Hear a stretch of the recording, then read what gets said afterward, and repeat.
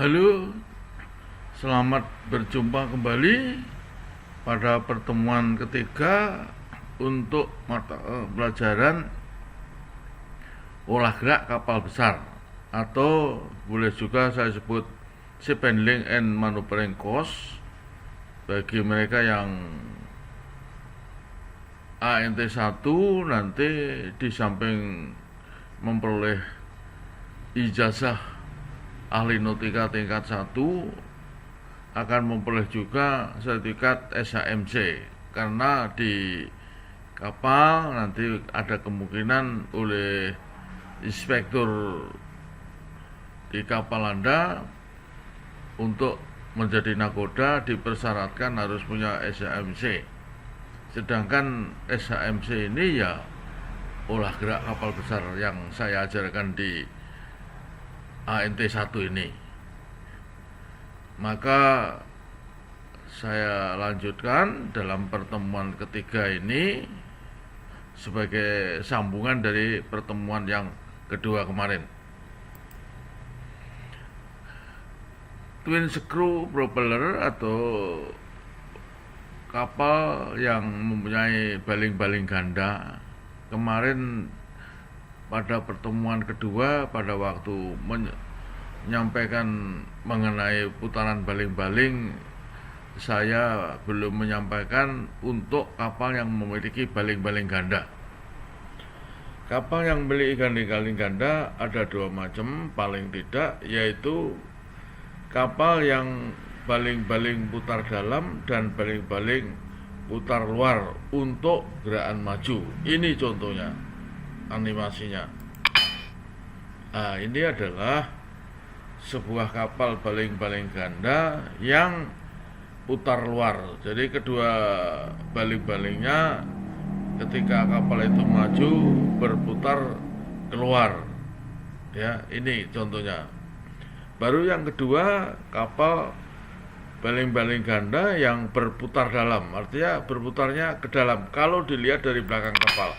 Nah, ini contohnya. Ya, yang ini, yang pertama ini outward turning, yang kedua ini adalah inward turning, putar luar. Ini adalah putar dalam ketika kapal itu digerakkan maju kalau dilihat dari belakang. Maka apa efek daripada atau sifat-sifat daripada kapal baling-baling ganda? Ini contohnya untuk baling-baling putar luar. Baling-baling kiri putar maju, mendorong maju, baling-baling kanan mundur, maka kapal itu akan berputar ke kanan. Ya, kapal akan berputar ke kanan, bisa berputar di tempat kalau kedua tenaga baling-baling ini sama putarannya. Artinya kalau yang kiri maju setengah, yang kanan juga mundur setengah, maka kapal itu sangat mungkin akan berputar di tempat. Demikian juga yang baling-baling putar luar, baling-baling putar dalam, maka yang kanan maju, yang kiri mundur, maka kapal akan bergerak keluar. Apalagi kalau didorong dengan bow thruster, dengan sendirinya kapal akan mutar di tempat lebih cepat, sangat cepat. Inilah keuntungan daripada kapal baling-baling ganda. Maka akan saya teruskan mengenai perbandingan tenaga penggerak sebuah kapal dibandingkan dengan DWT.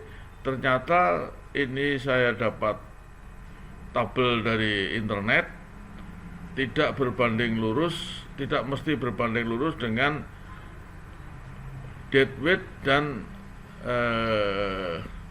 tenaga kapal, ya, ship horsepower. Ini kapal 380.000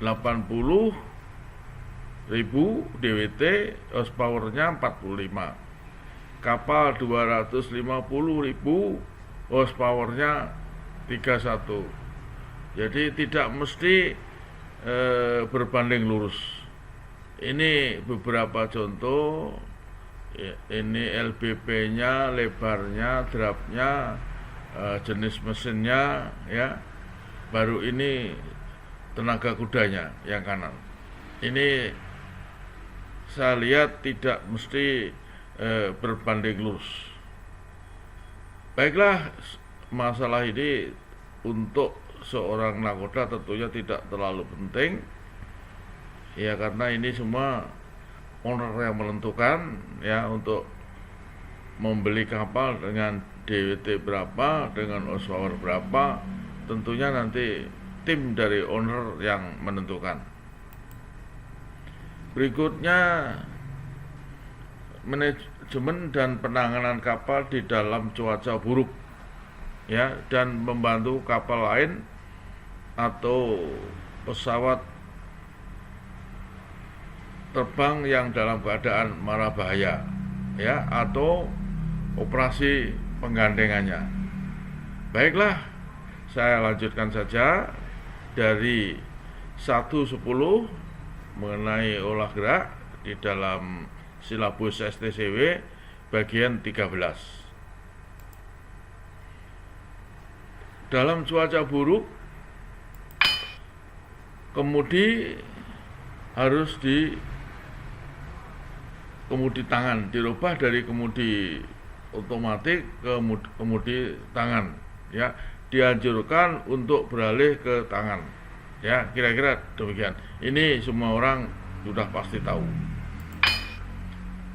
Satu orang harus pergi memeriksa semua label minyak, hubungan dan parameter penting lainnya dari gigi kemudi di ruang kemudi. Ini biasanya engineer yang memeriksa ke kamar kemudi. Jika satu motor sedang berjalan, jalankan motor lain. Jadi dijalankan dua-dua mesin kemudi ketika kapal masuk cuaca buruk. Kira-kira demikian. Apa tujuannya? Karena ombak besar kemungkinan sangat berat bekerjanya daun kemudi, maka mesin kemudi tidak saja dijalankan satu, tapi dua-dua dijalankan. Ini sudah umum. Yang keempat, tenaga manusia yang cukup, termasuk perwira senior, untuk hadir di anjungan. Ini ada di dalam officer matrix. Ketika cuaca buruk, siapa-siapa yang bertugas di anjungan, siapa-siapa yang bertugas di kamar mesin, walaupun kapal itu unmanned machinery space, sudah ditentukan di dalam officer matrix, ya, kira-kira gitu.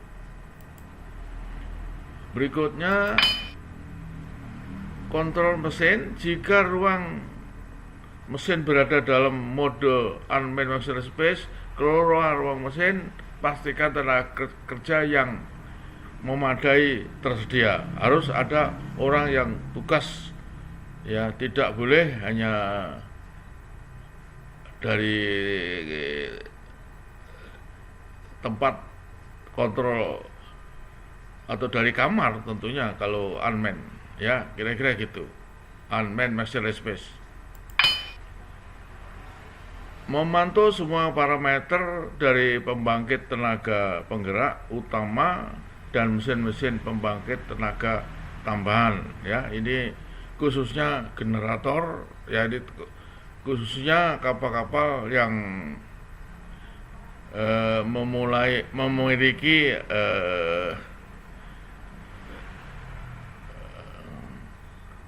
pembangkit tenaga berlebihan di samping yang standar, ya, maka harus diyakini bahwa pembangkit tenaga tersebut adalah dalam kondisi baik.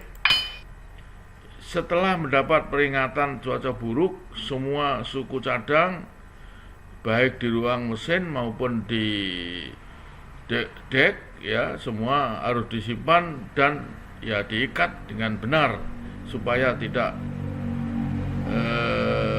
karena ombak kondisi kapal oleng sehingga berantakan, ya, Contohnya saja untuk cat harus diikat rapi, ditaruh di tempatnya, jangan sampai berserakan. Kalau apalagi tumpah ya sangat merugikan kalau sampai ada cat yang tumpah di store, di gudang. Dalam cuaca buruk, baling-baling akan keluar masuk air, oleh karena itu RPM harus dikurangi untuk mengurangi setakan-setakan. Selalu pastikan untuk tingkat bahaya yang benar dari semua mesin, karena selama kapal di laut berombak akan oleng, ya, menghasilkan alarm yang keliru, ya, harus diyakini. Ya, tentunya ini sudah dipahami oleh para engineer yang kalau ombak besar apa yang harus dilakukan. Ada standing order mungkin dari chief engineer. Ya, level semua tangki harus diperhatikan sehingga inlet pompa tidak boleh lepas isap kapan saja waktu oleng, sehingga pompa mengisap angin. Kira-kira demikian. Generator darurat harus tetap disiapkan sampai situasi cuaca buruk tidak ada lagi. Pintu kedap air di ruang mesin harus ditutup. Pintu langit-langit kamar mesin demikian juga harus ditutup.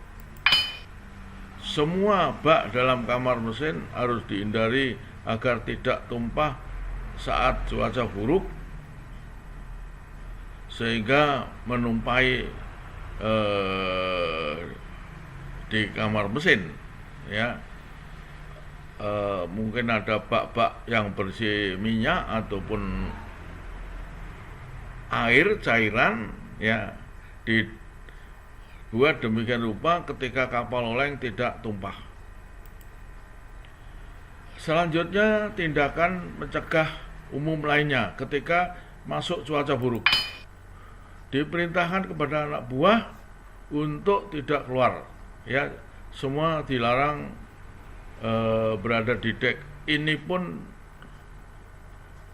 dari pengalaman saya, tidak usah diingatkan, anak buah sudah tahu. Pasti tidak, di kamar pun mereka tidak tenang, bahkan mereka pada waktu cuaca buruk pada naik ke atas anjungan. Ini yang pernah saya alami. Semua item di dek seperti tali tambat, peralatan memukul, drum dan lain disimpan dan diikat dengan benar supaya tidak berserakan di dek atau jatuh ke laut. Semua bukaan digeladak untuk kargo dan ruang lainnya harus ditutup rapat. Semua pembukaan ke akomodasi harus ditutup.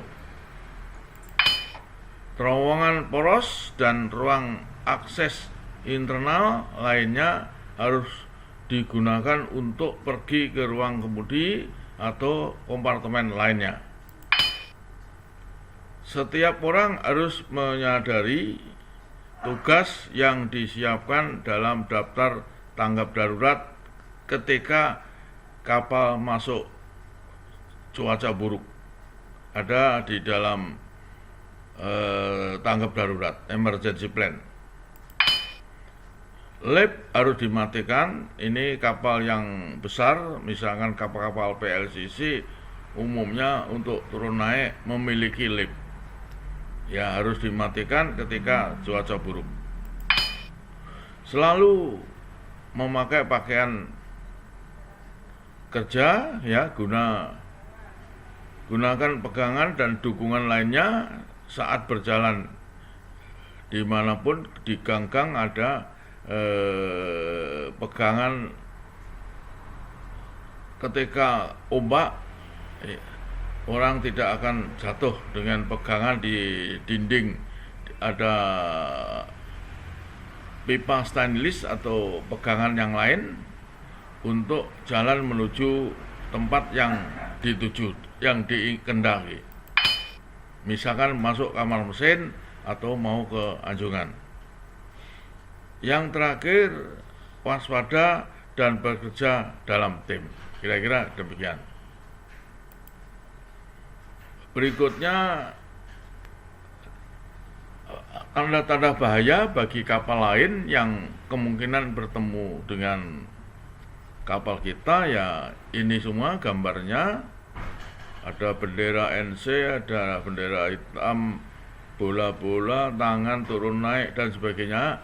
Ini ada di dalam semboyan. Tentunya ini ketika ANT 3 sudah diajarkan. Jadi inilah tanda-tanda bahaya dari pihak lain. Selanjutnya, perhatian manuver untuk menurunkan rescue boat atau survival craft di dalam cuaca buruk. Rescue boat ini diterjemahkan sekoci penyelamat, survival craft diterjemahkan pesawat luput maut. Ada yang demikian. Ya, ini saya tulis dengan bahasa aslinya. Ini contoh kapal yang akan menolong korban menggunakan rescue boat. Ya, kapal maju menghadap angin, memutar terus, demikian rupa angin berada di lambung kapal. Oleh karena itu, ketika menurunkan rescue boat harus ditaruh di sebelah kiri, ya. Jadi dilindungi dari angin ketika menurunkan rescue boat yang ini misalnya. Ya, ini contohnya. Nah, ini contoh menurunkan rescue boat untuk mungkin menolong korban dari kapal lain. Turun, ya, baru mencari korban, ya, mengangkat korban, dibawa ke kapal penolong, kapal kita, ya, ini baru diangkat lagi naik ke atas. Ya, ini contohnya ketika menolong korban di tengah laut dalam cuaca buruk. Artinya yang minta tolong pihak lain, mungkin orang yang di dalam sekoci atau dalam rakit ketika kapalnya sudah tenggelam dan cuaca berombak, cuaca buruk, kira-kira demikian. Kalau menggunakan sekoci turunkan, ya, baru kemudian sekocinya bergerak, ya. Tentunya sekoci yang diturunkan harus di bawah angin sama dengan rescue boat. Ya, ini mencari korban, di mana korban, ya, mungkin harus di depan lah, ditaruh di depan kapal. Kira-kira gitu untuk menolongnya. Berikutnya, ya, ini angin harus tetap dari lambung kanan menurunkan sekoci di lambung sebelah kiri. Ya, ini semacam tadi, terkecuali dengan sekoci pripol, ya. Ini jenis sekoci pripol. Untuk nurunkannya kapal ini harus menghadap angin. Ini angin dari depan. Ini sekoci pripol diturunkan untuk mengambil korban yang di laut. Ketika ombak angin kuat baru dibawa ke kapal. Nanti akan ulangi. Ini contohnya, ya. Ini sekoci pripol, ya, turun, ya, baru dicari ini ke belakang, ya, ini Ya, sekoci mencari korban, jadi korban ditaruh di belakang kapal yang sedang menghadap angin kapalnya. Kapal menghadap angin, korban berada di bawah angin di belakang kapal. Diambil menggunakan sekoci yang pripol. Sudah selesai, tetap angin dari depan ini. Ketika itu baru sekoci diangkat naik ke kapal, ya, sampai di tempat semula. Korban diselamatkan di atas kapal. Selanjutnya metode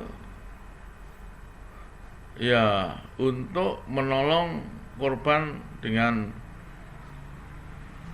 sekoci penyelamat, ya, atau pesawat luput maut lainnya. Ini contohnya, ya, ini sudah terkenal yang disebut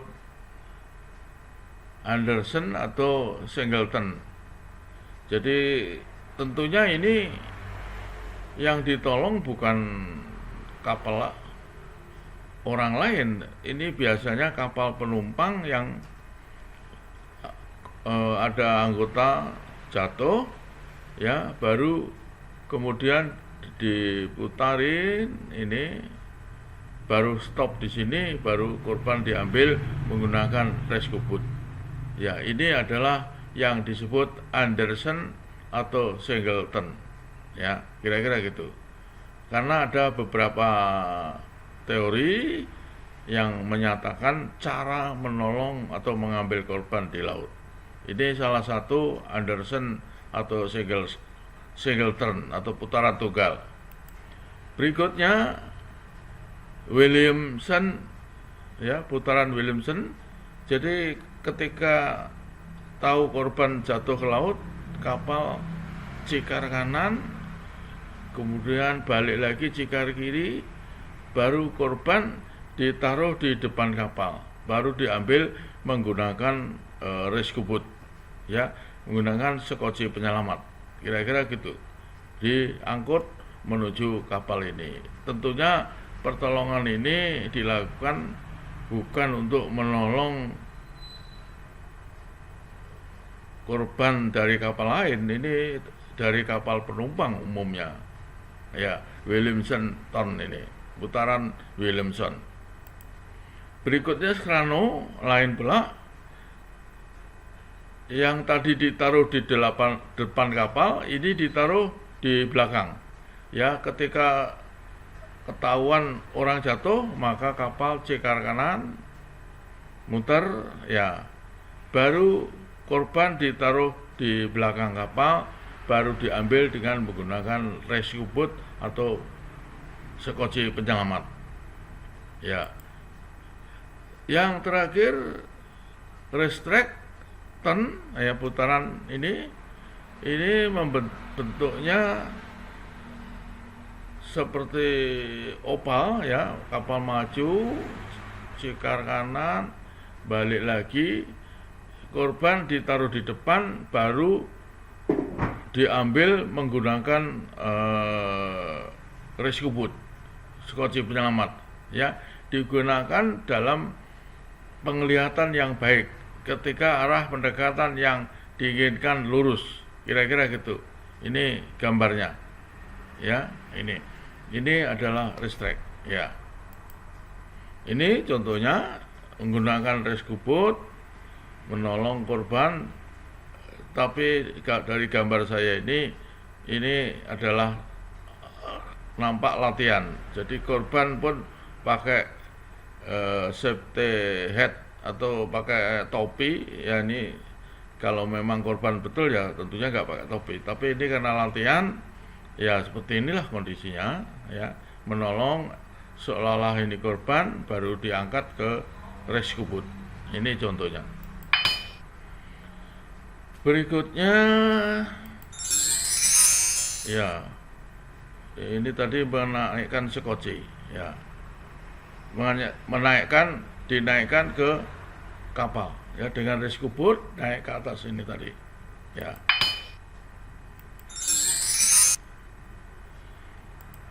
Ya, Berikutnya, kemampuan untuk menentukan olah gerak dengan beberapa karakteristik dari tipe dari sebuah kapal, ya. Ini adalah jarak henti dari masing-masing. Ini saya kumpulkan, saya kutip dari salah satu buku, ya, kapal tanker, ya, panjangnya ini, displacement ini, kecepatan sini, ya, ini, ya. Nanti ada jarak hentinya. Ini menurut teori. Ini yang dari gambar dari tabel ini digambarkan seperti ini, ya. Makin besar kapal, makin jauh jarak hentinya. Artinya dari kapal maju penuh, stop, maka kapal ini berhenti pada jarak sekian, ya, sekian meter. Ini masing-masing, ya, tentunya ini tidak pasti. Ini hanya suatu teori, ya, bahwa jarak henti masing-masing kapal ini, ya,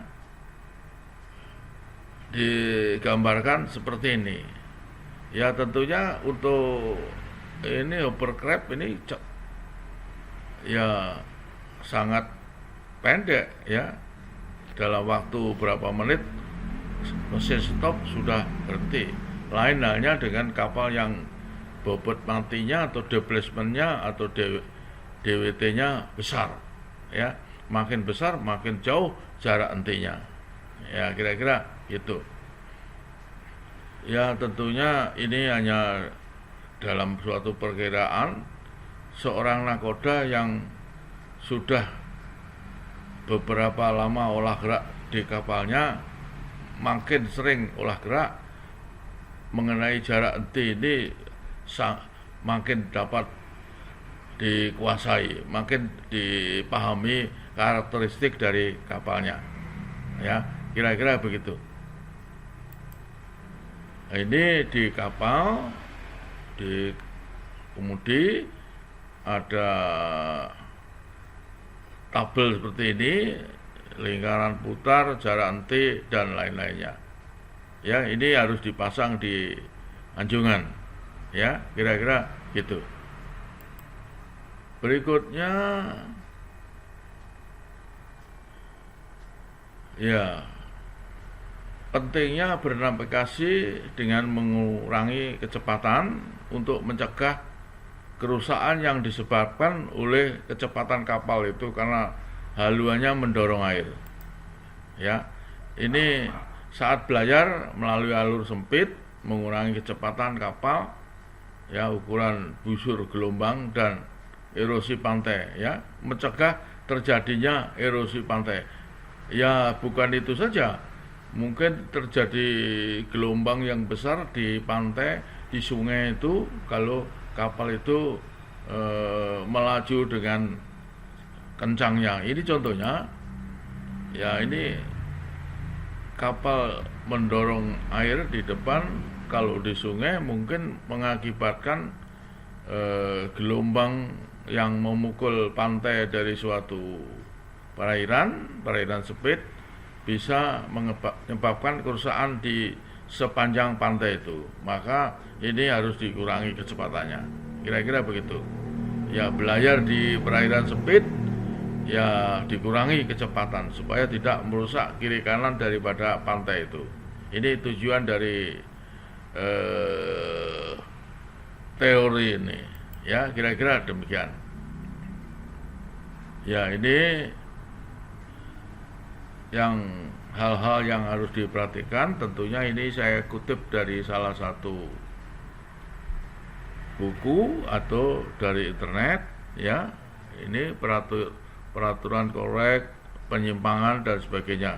Ini, ya, bisa dilihat saja, dibaca, ya. Ini tidak perlu saya jelaskan lah ini, ya, kira-kira gitu. Berikutnya,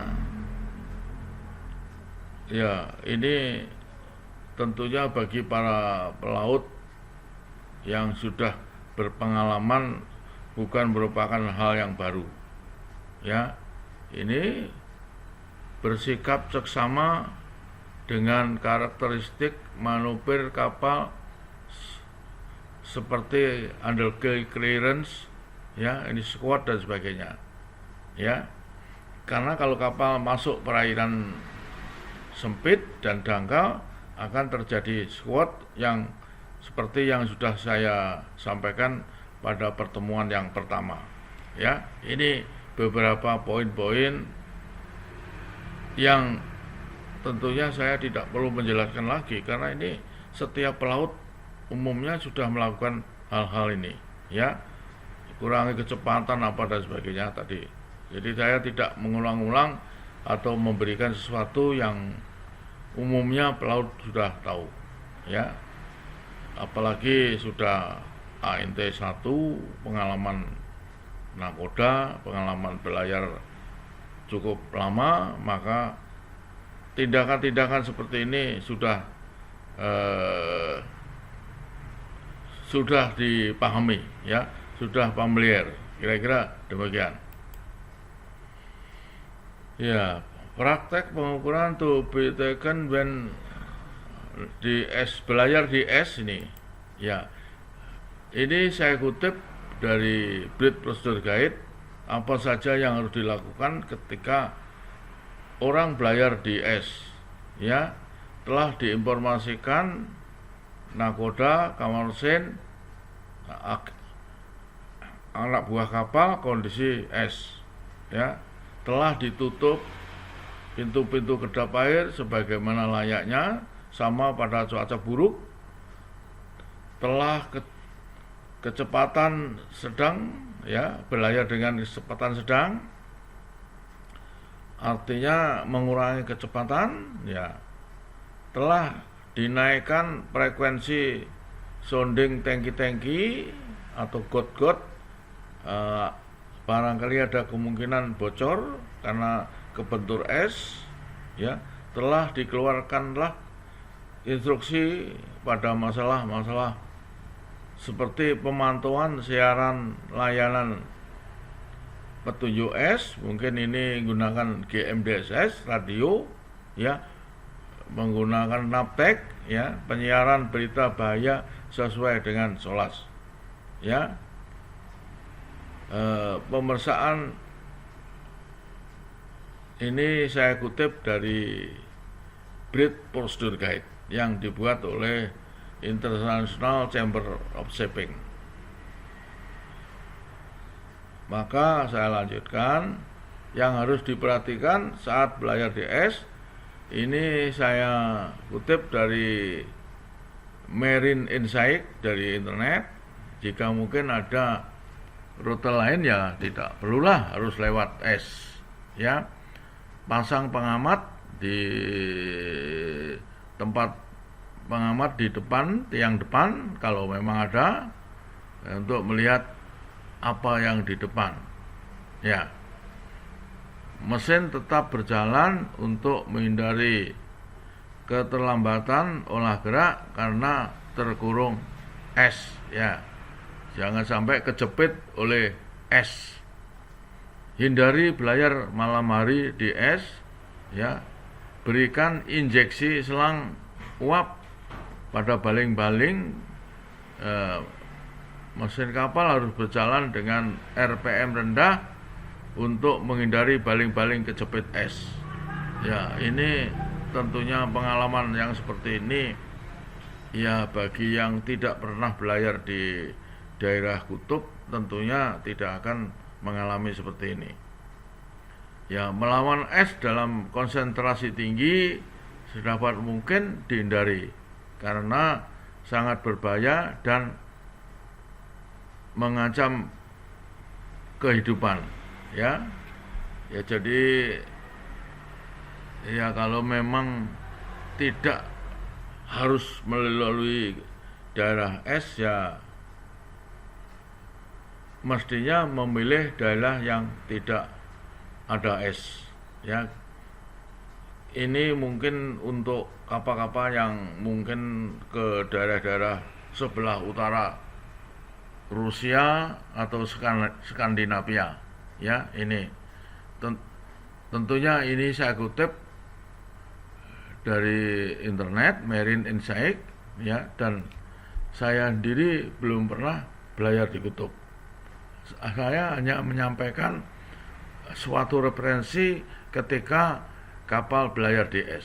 Ini kira-kira. Nah, ini ada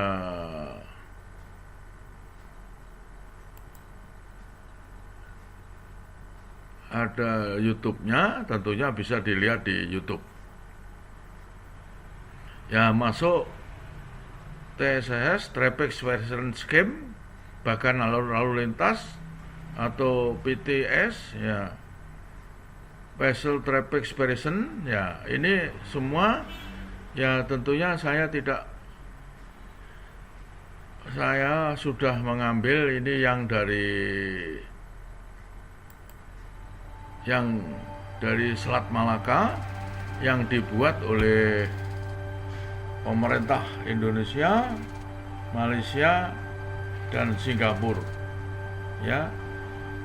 Ketika kapal melewati Selat Singapura, tentunya saya tidak perlu menjelaskan satu persatu karena ini lebih lengkap dijelaskan oleh suatu tim dari 3 pemerintah, ya. Anda bisa buka di akun YouTube saya ini, atau bisa lihat di akun YouTube di internet, ya. Ini contohnya. Jadi saya tidak akan membuka ini sampai selesai karena akan menghabiskan waktu saya yang sudah ditentukan oleh BP3IP, ya, tidak lebih dari 30 menit. Untuk itu akan saya tutup sampai di sini saja. Nanti Anda lihat sendiri di YouTube saya ini atau di internet, ya, di YouTube di internet mengenai masuk di Selat Singapura. Oleh karena itu, pertemuan ini saya stop sampai di sini. Ya, terima kasih atas perhatian Anda. Mudah-mudahan apa yang saya sampaikan di dalam e-learning ini bermanfaat. Karena ini saya ditugaskan oleh BP3IP dengan 3 pertemuan saja untuk e-learning di ANT1, dan selanjutnya nanti praktek. Ya, praktek juga harus datang di simulator di kampus. Saya belum bisa membuat bahan praktek menggunakan digital, menggunakan komputer, ya, dengan digitalisasi. Belum menemukan suatu program. Oleh karena itu mestinya praktek ya harus tetap di kampus. Terima kasih. Mudah-mudahan bermanfaat.